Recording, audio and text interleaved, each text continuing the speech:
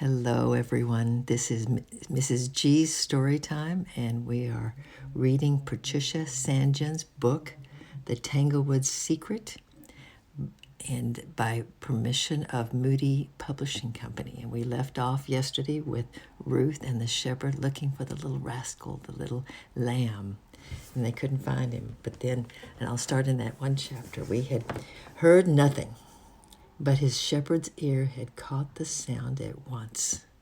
It was the faint cry of a tired lamb calling for help. "It'll be him," he said simply, and in those bushes, and he made straight for the sound. It was a wonder to me when we saw him how the little creature had ever got in. The hedge was so tangled and the briars so thick. Why, it was a still greater wonder to me that the shepherd ever got him out. But we started off, parting the branches, and as he worked, he spoke to the lamb as a mother might speak to her frightened little child. I don't suppose the lamb understood the words, but he knew the voice at once. He knew in a flash that he had been searched for and found and loved. And at the sound of it, he stopped struggling and crying. He gave one joyful bleat and then lay still and waited.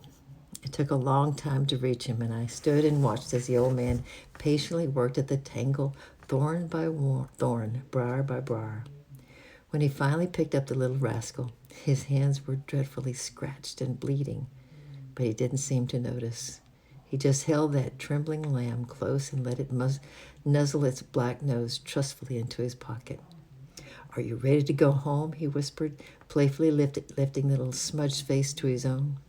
"Bah," said the sheep, and put his nose back into the shepherd's pocket. We walked home quietly together with the lamb laying in the crook of his arm. Mr. Tandy seemed to be thinking deeply, and his face looked very happy.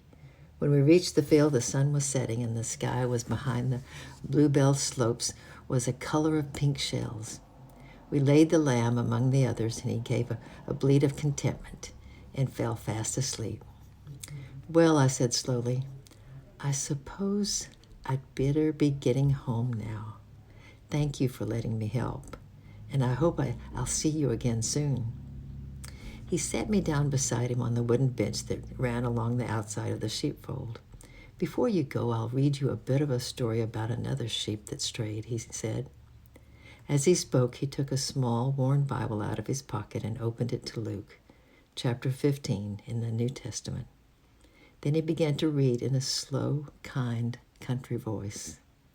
I suppose I'd heard the story before, but it never interested me. Tonight was different, and I listened with all my heart. When he finds it, he is so happy that he puts it on his shoulder and carries it home. And then he calls his friends and his neighbors together and says to them, "I am so happy I found my lost sheep. Let us celebrate." In the same way, I tell you, there will be joy in heaven over one sinner who repents.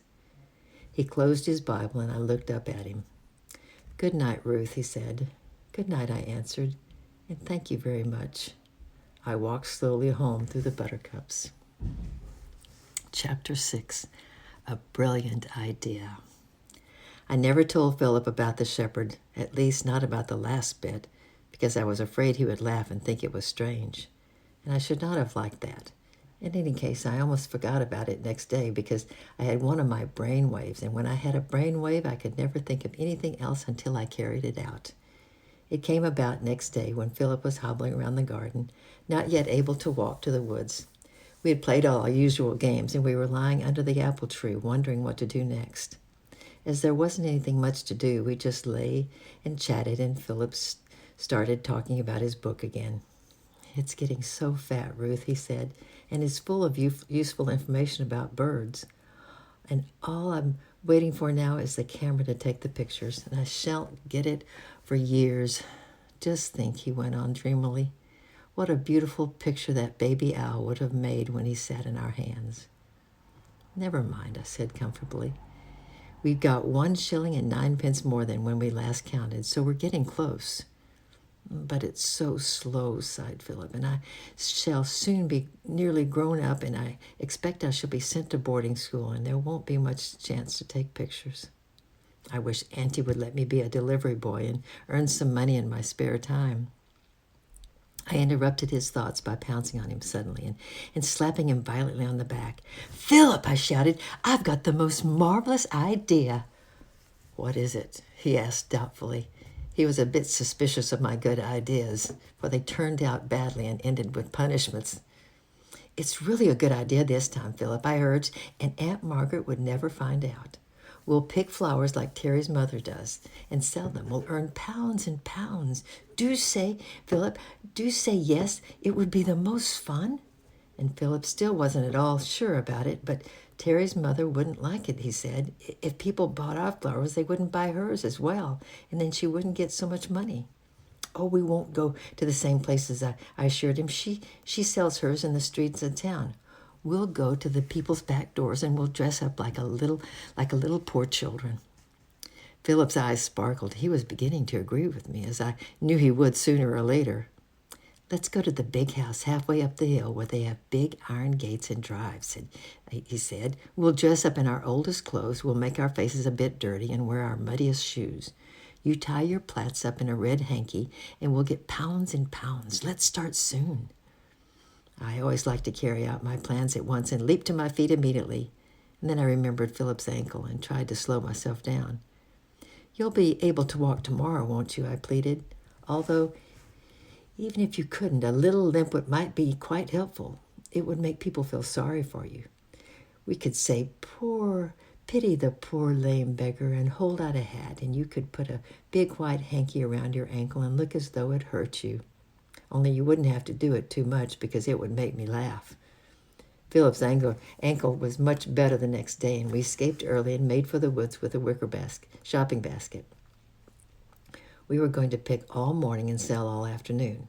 We had no idea of prices, which rather worried us, but we decided to guess and hope for the best. "Where are you going? Where are you going?" I asked Philip as we reached the sty. "Down to the swamp in the hollow," I replied.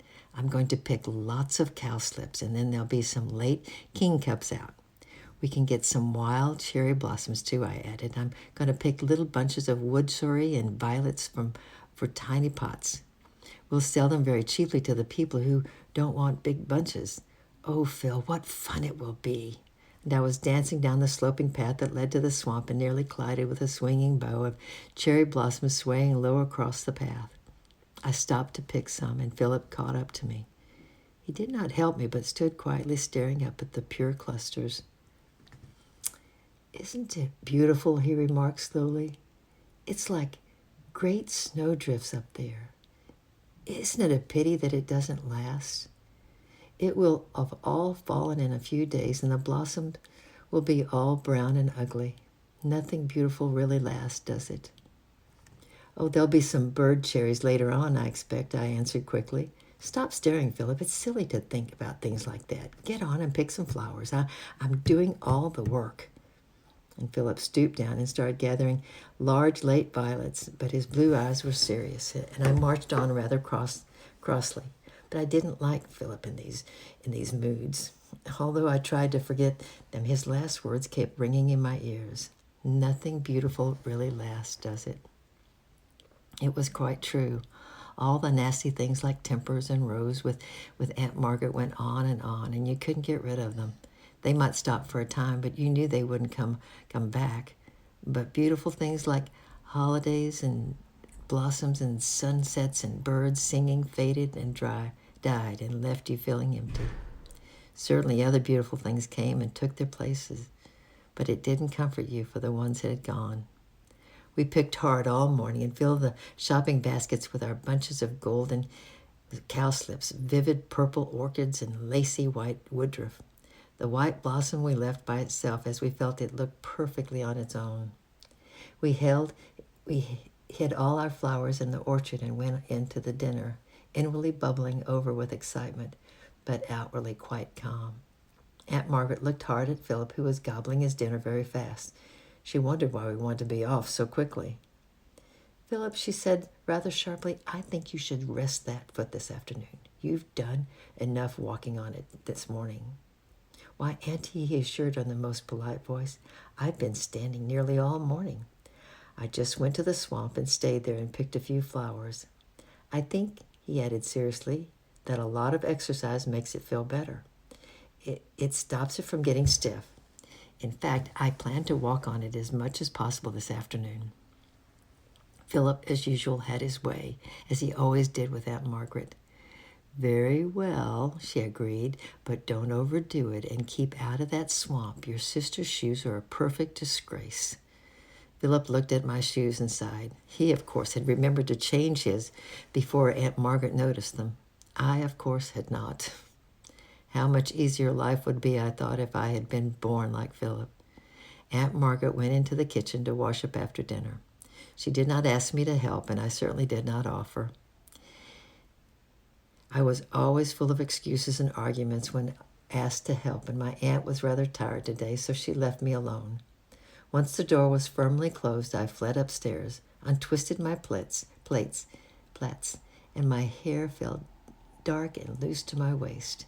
And then I tied up my head in my Indian handkerchief that Mom had sent me and put on a dirty apron. My muddy shoes needed no touching up, and I looked a perfect little vagabond. Philip wore his bird's nesting coat and the Wellington boots and looked just the right companion for me. Don't let Aunt Margaret see us, he whispered as we slipped out the door. She would have 50 fits. We'd better go through the gap. So we climbed the hill that led to the big houses rather slowly, for the day was hot and the basket was heavy. Also, Philip's ankle hurt quite a bit, although he would not admit it.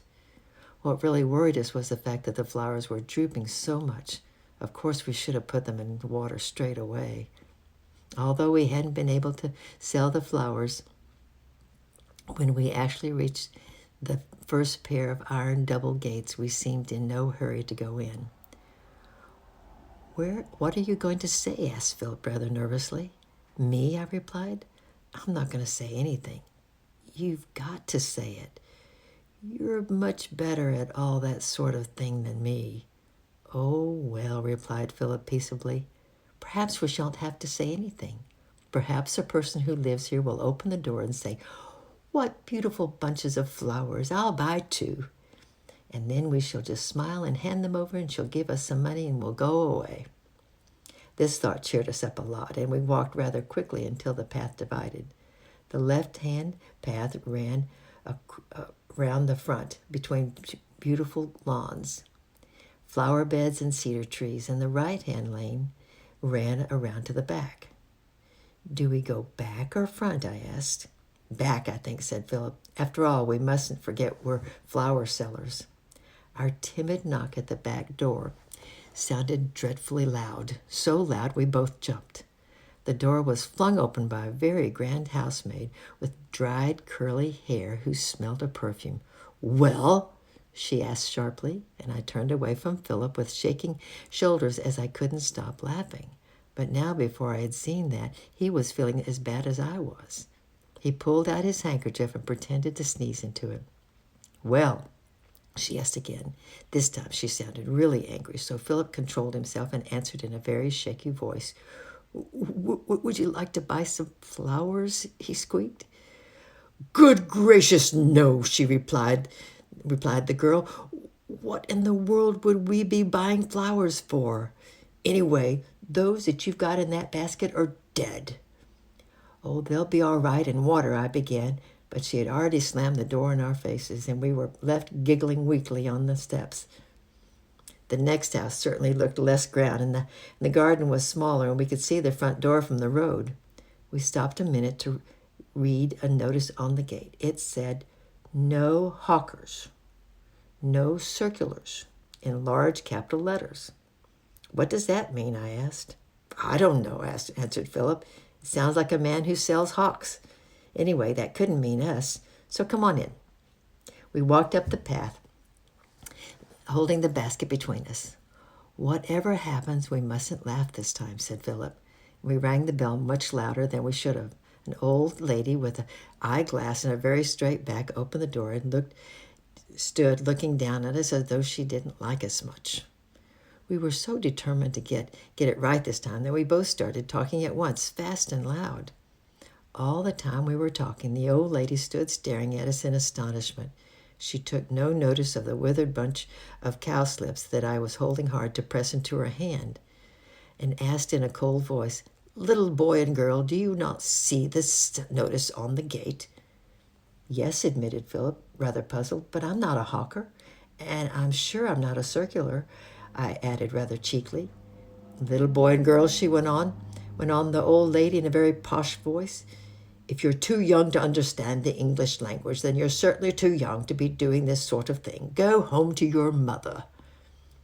And for the second time that day, we found ourselves standing on the steps with the door shut in our face. Philip was fed up and disappointed and suggested going home, but I wasn't ready to give up yet. It was at this point that a man came around the corner and nearly bumped into us. Philip was watching a skylark. "Are you interested in birds?" asked the man suddenly. "I'm extremely interested in them," replied Philip. "Are you?" "Very," replied the man. "I have all sorts of birds nesting in this garden. I'll show you some if you like." Philip walked away with the man already chatting seriously about birds, and I followed with the flowers. We had a very happy half hour, for he showed us 4 or 5 rare nests, and Philip was in seventh heaven. Then, when we had all been around the garden, he took us on the veranda, and he gave us a glass of lemonade, and as we drank it, he suddenly remarked, "By the way, why did you come?" Philip had quite completely forgotten the real reason for our visit and looked quite startled for the moment. And then I answered for him, holding out the basket. "We've come to sell flowers," I explained. "Would you like to buy some?" He chose 3 bunches of dying cowslips. "Is this how you earn your living?" he asked. "Oh, no," I replied, "not really. We wanted to earn some money for something very particular, so we thought we'd sell some flowers, but nobody seems to want them." "Nonsense," said the man. "Cowslips are my favorite flowers. I'd pay a lot for a scent like that." And he pressed 2 shillings into my hands. Philip went rather pink, and then laying his hands on the man's sleeve, he said earnestly, "We should like to give them to you. You have given us such a lovely afternoon, and we are very grateful to you." The last words came out with such a rush as though he was reading a speech. The man's eyes twinkled, but he spoke seriously. "Not at all," he replied. "It's been a pleasure to meet you, and I'd like your little sister to keep the money. You have an excellent knowledge of birds for someone so young, and I should like you to come again." I put the 2 shillings in my pocket in a great hurry, and I was afraid the man would do as Philip had said, but he didn't. He walked to the gate with us, and then we all shook hands and said thank you. Then he turned back up the drive, and we stood once again in the road. "Let's go home," said Philip. "All right," I agreed. 2 shillings isn't too bad for the first day, and we will try again tomorrow." But Philip didn't answer. He was walking down the road in a happy dream. He had been in paradise. And tomorrow we're going to read Chapter 7, The Unfortunate Tea Party. Bye-bye. See y'all later.